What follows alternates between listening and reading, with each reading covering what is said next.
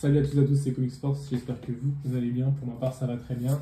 Aujourd'hui, toute nouvelle vidéo review comics, mes lectures comics. Donc c'est un nouveau format que je lance sur la chaîne. Et je vais vous parler des lectures comics que j'ai fait ce mois-ci, des lectures qui ne seront pas dans des vidéos uniques, parce que voilà, soit c'est des softcovers, soit parce que c'est des comics que je n'ai pas trouvé forcément l'utilité de présenter dans une vidéo unique, parce que moins de choses à dire dessus. Et c'est dans ces vidéos-là que je vais vous présenter des single issues ou alors les softcovers, les Marvel Comics ou les X-Men. Les Ultimate, je ne sais pas encore, on va voir. Et donc ce sera une vidéo mensuelle avec tout le temps 4 à 5 titres dedans maximum. Et on va commencer tout de suite avec Kid Venom. C'est une issue qui est sortie il y a à peu près 1 ou 2 ans. Une variante cover qui est très très belle. Dedans, on est. Alors, c'est écrit et dessiné par Taigami, c'est un comics manga. Pourquoi? Parce qu'on est au Japon dans les années 977. On va voir l'histoire d'un samouraï qui est lui-même un symbiote qui va chasser d'autres symbiotes. Donc, c'est ce personnage-là, le samouraï, qui va chasser d'autres symbiotes avec son symbiote qui s'appelle Clinter.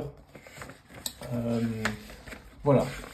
En fait, il se nourrit d'eux justement, et en fait, alors c'est un concept que je trouve très stylé. En les battant, en les absorbant, ils récupèrent leur pouvoir. Donc je trouve ça assez stylé comme concept. Donc en fait, il step up un petit peu tout le temps. Vous voyez un style graphique très manga, mais à la fois un peu comics. C'est vraiment un parfait mélange, je trouve, des deux. Là dedans, il va se battre contre un symbiote Carnage qui est sur un ours. Globalement, ce que j'ai pensé, c'est que c'est assez plaisant à lire, c'est une bonne origin story, ça change un petit peu honnêtement, d'où l'époque, d'où la civilisation et surtout le principe, je trouve. Alors je sais pas s'il y a d'autres symbiotes, je ne m'y connais pas.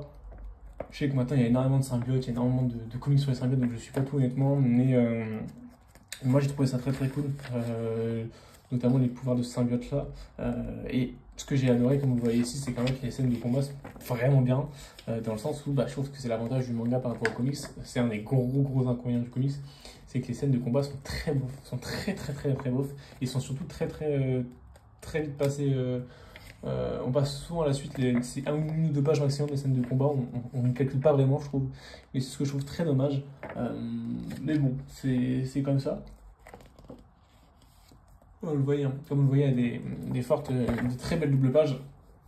Là, ici, on a, comme on l'a dit, là, dans le passé, il a absorbé du coup un symbiote qui était un faucon, du coup, il récupère ses pouvoirs. Graphiquement, c'est très beau, le scénario est plutôt sympathique. Je connais pas du tout Taigumi, je connais pas du tout cet auteur-là.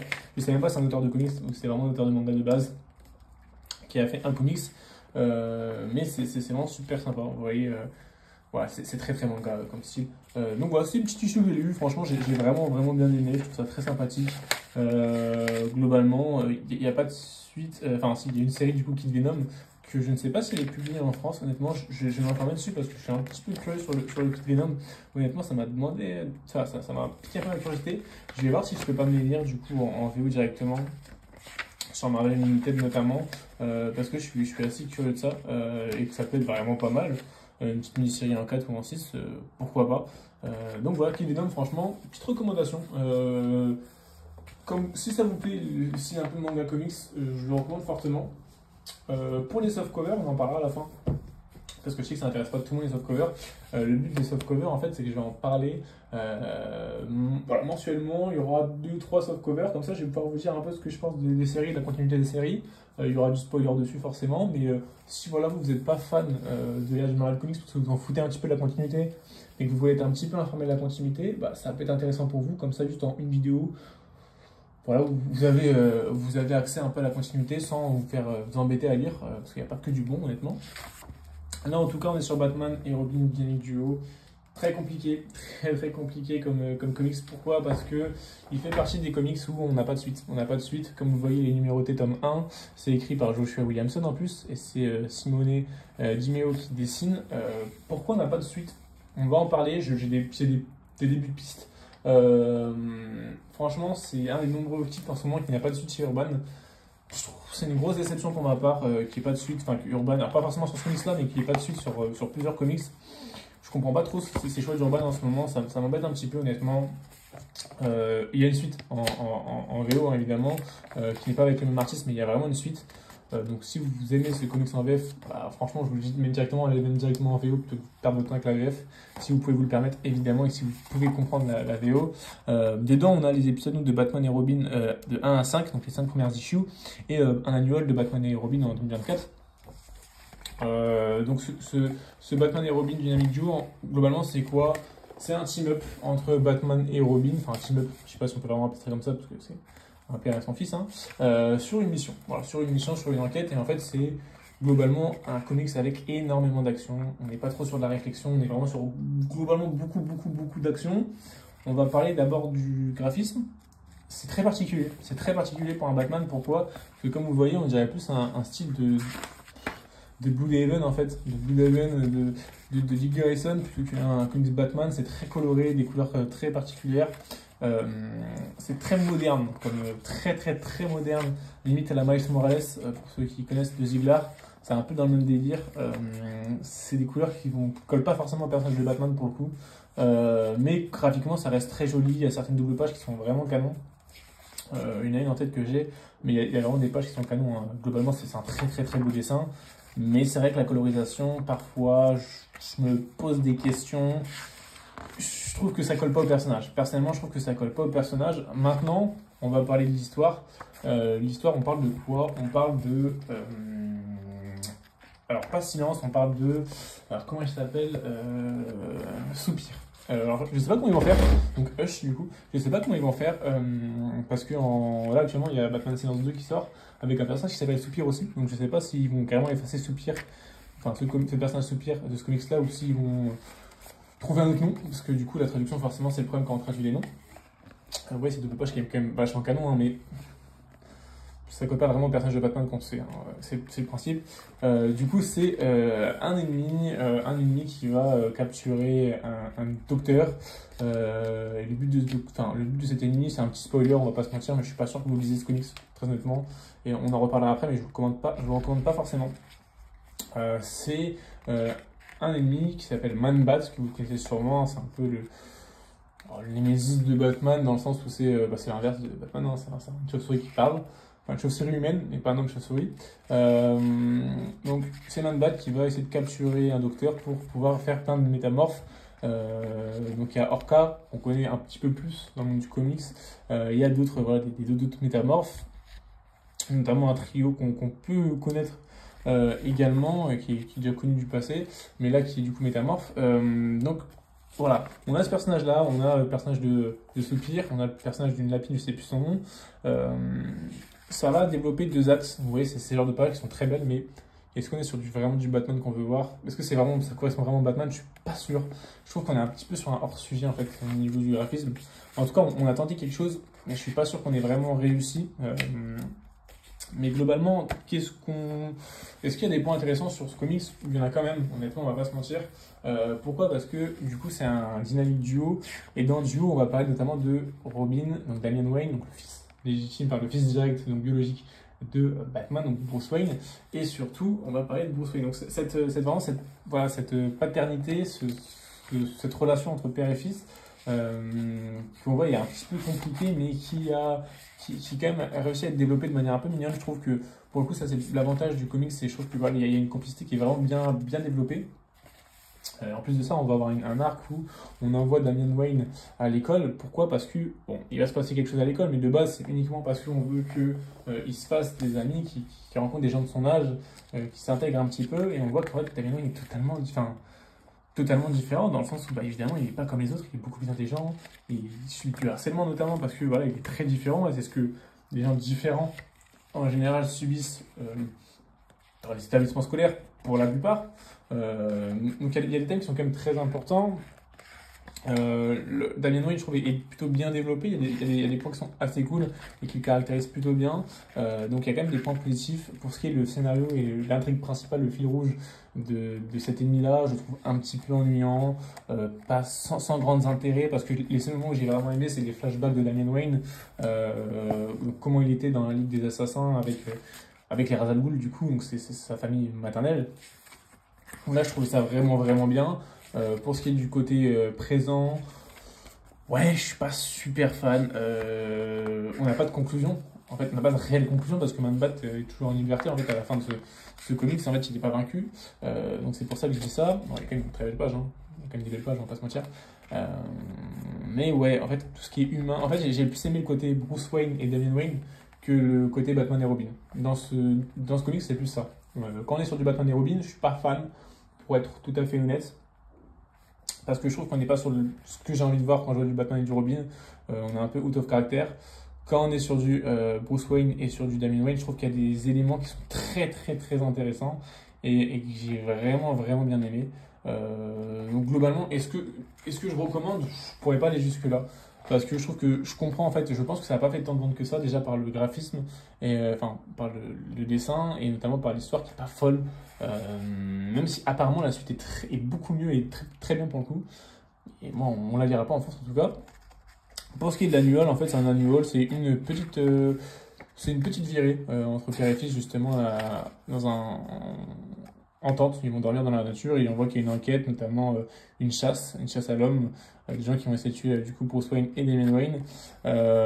C'est sympa, c'est franchement sympa. Il y a une petite discussion en fond de combat, en fond de piège, c'est plutôt cool, c'est assez sympathique honnêtement. Donc pour le coup, c'est un petit complément qui est un peu dans la même thématique que l'épilogue, que l'histoire de base de Batman et Robin. C'est un petit truc anecdotique, on va dire, mais c'est assez sympa. Bon, niveau, à la fin, on a beaucoup de bonus, hein, magnifique cover. Donc globalement, est-ce que je recommande ce comics? Non. Est-ce que je comprends qu'il n'y ait pas eu de suite?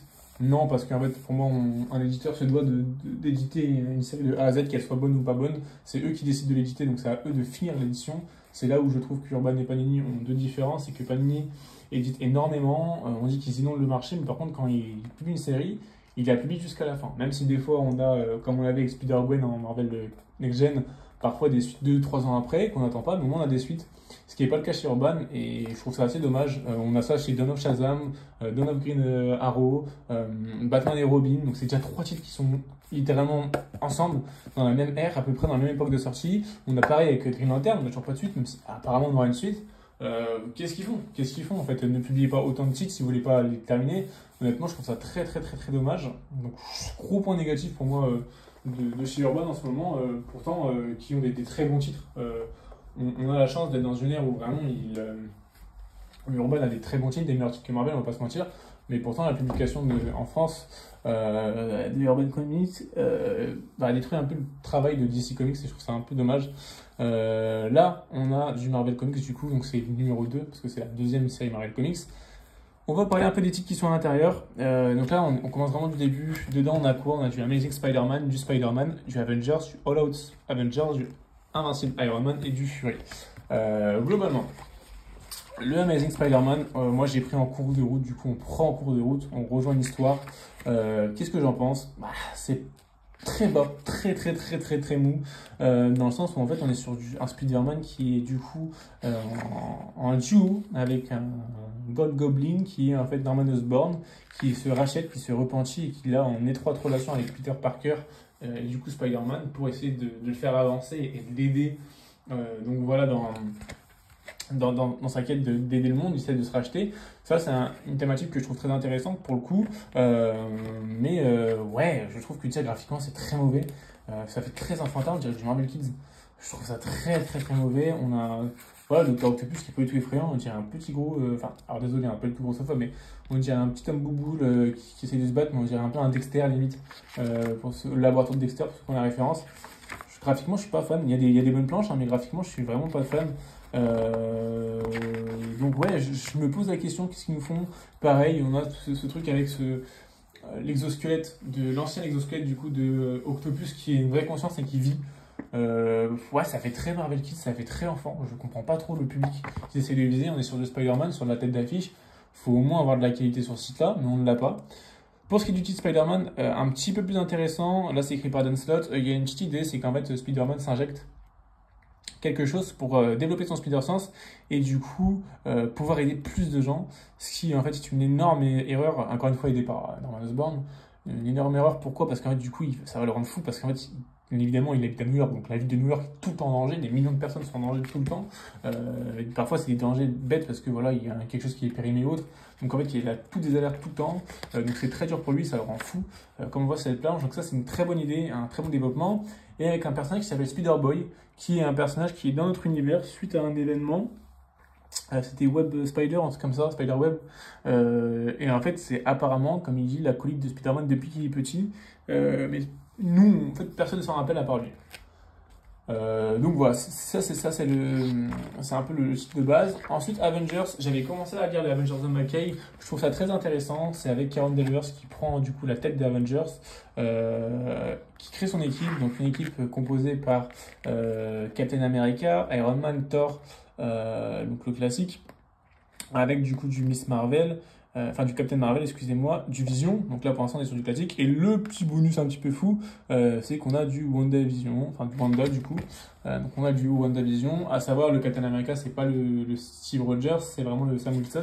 D'ailleurs on a une petite planche par rapport à ça qui est très sympathique, où en fait il va chercher, alors Black Panther aussi évidemment j'ai oublié, il va chercher justement Sam Wilson, et justement il y a Sam Wilson et Steve Rogers, et ça fait les trois capitaines en fait ensemble, et on sait pas vraiment qui elle va chercher de base, mais ensuite on voit que c'est le nouveau Captain America, donc je trouve ça un très bon choix pour le coup. Donc il peut y avoir une bonne dynamique, et on va avoir un début de voilà, un début d'intrigue avec Kang en fait, qui globalement pour en faire ça, Kang en fait revient du futur parce qu'il se fait détruire par une équipe. Et cette équipe, on se rend compte après de qui c'est. Ce sont des gens venus du futur qui détruisent des mondes. Et globalement, c'est une équipe qui est hyper intéressante. C'est des vilains qui sont super intéressantes. Chaque vilain a une thématique. On en parlera après, dans le tome 2 et 3 où on les découvre. Et c'est super intéressant parce que je trouve que c'est un très bon début de run. Parce qu'on a vraiment des ennemis déjà qui sont nouveaux, donc créés par McKay. Et surtout qui sont très intéressants. Je trouve que ça fait des conflits très intéressants. Et pour le coup, je trouve que c'est un très bon début de run de McKay. Ensuite, on a Avengers All Out. Qu'est-ce que c'est? En fait, c'est plein de petites histoires décousues qui n'ont pas de rapport entre elles. Hormis un, c'est qu'à chaque fois, on se rend compte que les Avengers ne se souviennent pas de comment ils sont arrivés là. Pourquoi il se passe cette situation-là. Et ils sont comme s'ils avaient un trou, un oubli. Et on ne sait pas à quoi c'est dû. Donc à chaque fois, ils résolvent le problème, ils battent le conflit, mais ils ne savent pas d'où ça vient et pourquoi. Ils ont toujours ce trou de mémoire. Et en fait, là, jusqu'à l'issue 3 où j'en suis, on n'a toujours pas d'avancée sur ça. Donc, pour l'instant, j'attends de voir surtout, mais le fil rouge peut être intriguant. Ensuite, du Invincible Iron Man. Invincible Iron Man, globalement, c'est quoi? C'est Iron Man. Alors, on arrive à l'issue 7, mais on comprend assez vite. C'est un Tony Stark qui est fauché, qui a plus d'argent, très peu du coup d'argent, qui va essayer de battre du coup son industrie, donc la Stark Industries qui est maintenant utilisée par ses ennemis à moyen de faire des sentinelles Iron Man pour détruire du coup les mutants. Son ami du coup va être capturé. Pour l'instant qu'ils ont tué quelqu'un parce qu'il y a un coup monté. Donc pourquoi pas, l'idée est pas mal. On voit du Nemrod, on voit quelques petits personnages, notamment du Shield qui est présent en tant qu'avocat. Il y a un duo pour l'instant à l'issue 3 avec donc la White Queen, comment elle s'appelle, j'ai oublié son nom, je l'aurai après, qui est super intéressant entre Tony Stark du coup et ce personnage là, qui est super intéressante. Donc il y a des bonnes idées aussi, c'est pareil, j'attends de voir la suite. Et Fury, ça c'est une issue que j'avais déjà présenté sur la chaîne, il me semble que j'avais présenté en short. C'est globalement en fait une issue où on parle de l'ancien, du nouveau et de Nick Fury, en fait de Fury. Qu'est-ce que Fury? C'est quoi le projet Fury? À quoi il sert les Fury qu'il y a eu, l'ancien et le nouveau? C'est quoi les points communs? Voilà, c'est ça globalement. Donc c'est plutôt cool, ça se tire. Je vais directement aller sur l'issue le comics numéro 3. Donc voilà, comme je vous ai dit, l'Amazing Spider-Man est très compliqué à lire. J'attends de voir vraiment un truc plus intéressant. Pour ce qui est du Spider-Boy, je trouve qu'il y a des petites idées qui sont cool. D'avoir le sorte d'acolyte où il nous dit qu'en fait, bah, bien sûr que si, en fait, il essaie de nous rappeler du coup le pourquoi du comment bah si en fait j'étais là, je me suis même fait entraîner par Daredevil. Il essaye d'avoir sa nouvelle panoplie d'humains, enfin de super vilains. Je trouve que c'est un petit peu intéressant ça. Donc je trouve que ça c'est un petit peu frais. Et The Will, le retour de The Will. Franchement, honnêtement les gars, qui aurait pensé à The Will, qui pourrait être le nouveau vilain de Spider-Boy. Donc je trouve qu'il y a des petites idées qui sont plutôt sympathiques, où tu as vraiment envie de voir un petit développement, et à la fin il y a l'air d'avoir un petit team-up entre les deux, où je pense qu'il va avoir un petit peu plus de place. Dedans également, on retrouve dans ces comics-là le Thor. Le Thor de la nouvelle relance, donc Immortal Thor. Alors, les covers c'est Alex Ross, mais c'était qui? C'était Ali Wing qui fait le Thor. Le Thor, graphiquement, déjà, c'est monstrueux, c'est magnifique. Et en fait, on va du coup avoir un nouveau Thor qui reprend son Mjolnir et qui va avoir du coup de nouveaux conflits. Là, c'est vraiment l'introduction globalement qu'on a dedans. On a vraiment l'introduction de Thor qui est dedans, donc c'est vraiment le début de ce run.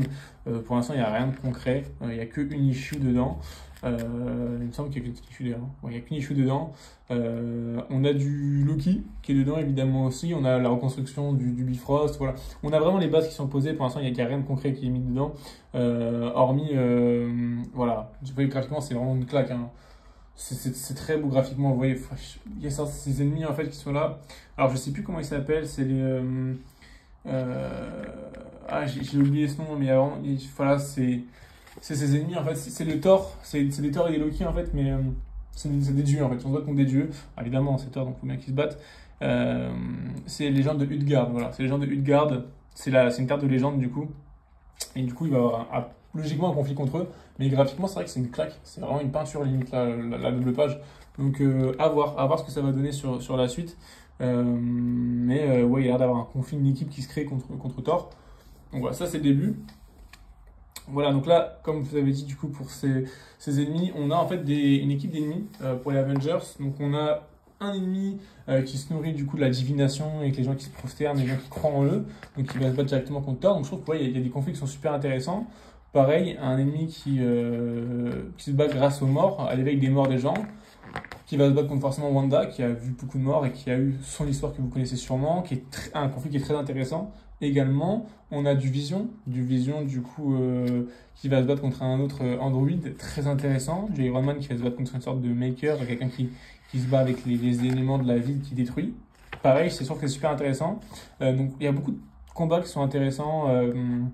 Sam Wilson et Black Panther, eux, vont se battre contre une ville, en fait, une sorte de ville, en fait, une ville morte, ville perdue, on comprend pas trop. Donc ça, c'est la seul truc où voilà, il faut bien un point négatif. Donc globalement, c'est ça.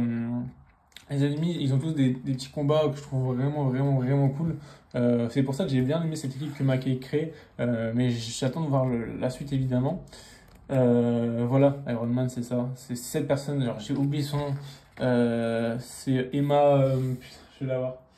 Emma Frost, voilà, Emma Frost. On a un team-up entre Emma Frost et Iron Man qui est super intéressant, que j'aime vraiment ce duo, je trouve qu'il est plutôt pas mal. Alors je sais qu'il y a tout un truc dans les comics comme quoi ils sont ensemble, mais pour l'instant je sais pas, ça se fait dans ces comics-là ou c'était avant justement. Mais ouais, c'est le duo Emma Frost Tony Stark qui est super intéressant honnêtement. Emma Frost qui n'est pas forcément, excusez-moi, un personnage qu'on voit tout le temps. Mais j'ai vraiment bien aimé. Et à la fin, on a aussi un petit twist avec un Kaïd qui est là. Kaïd qui est le nouveau roi blanc. Donc c'est pour ça qu'il y a des trucs qui sont vraiment intéressants. Il y a le nouveau roi blanc, voilà. Donc il y a des très bonnes idées. Globalement, voilà, je vais te présenter les séries dans Marvel Comics. Donc il y a de tout et rien forcément. Je regarde, j'ai rien oublié dans le 2. Ouais, il n'y a rien et tout. Donc les Spider-Man qui sont à voir, l'Amazing Spider-Man, vraiment pour l'instant qui démarre très mal. J'attends de voir la suite. Le Spider-Boy qui est plutôt... Enfin, le Spider-Man qui pour l'instant est ok, qui est plutôt ok tiers à voir. Il y a des idées qui sont intéressantes. Le Avengers qui pourtant je trouve démarre très bien. Le Thor pareil, à voir avec le reste. Pour l'instant on n'a qu'une seule issue, c'est dur de se faire une idée. Le Iron Man qui suit agréablement, qui n'est pas le run de l'année, mais qui suit plutôt agréablement. On a évidemment des petits spin-offs comme justement Fury qui sont toujours cool à lire dans les pages de nos comics parce que c'est des single issues, c'est des séries en une, c'est des séries voilà, simples, donc c'est plutôt toujours cool à lire. Il y a All Out, du coup Avengers, excusez-moi, qui est plutôt cool à lire aussi également parce que voilà, hein, on attend de voir, pour l'instant c'est plein de petits trucs un peu séparés donc c'est cool à lire, mais on attend quand même de voir le fil rouge, ce que c'est pour voir vraiment si c'est si bien que ça ou si le twist va être cool. C'est surtout le twist qui va jouer, je pense, dans cette série-là. Pour l'instant, on ne l'a pas, donc on verra.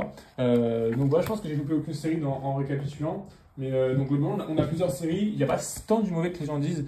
Les gens sont beaucoup à dire que c'est que du mauvais. Je suis pas d'accord. Pour l'instant, en pas ouf, je dirais vraiment le Amazing Spider-Man qui est le point faible. Et le reste, ça se laisse plutôt bien lire, voir c'est vraiment bien. Donc à voir pour le reste. On verra du coup dans les prochaines lectures comics. En tout cas, n'hésitez pas à me dire si le format vous plaît ou si vous avez des choses à redire ou des petits conseils à me donner pour améliorer ce format lecture comics. J'espère en tout cas que la vidéo vous aura plu. N'hésitez pas à me dire ce que vous pensez des séries que je vous ai présentées, sans spoiler évidemment. Et moi, je vous remercie toujours du soutien sur la chaîne et je vous souhaite une bonne journée ou une bonne soirée et surtout de très bonnes lectures. Salut tout le monde!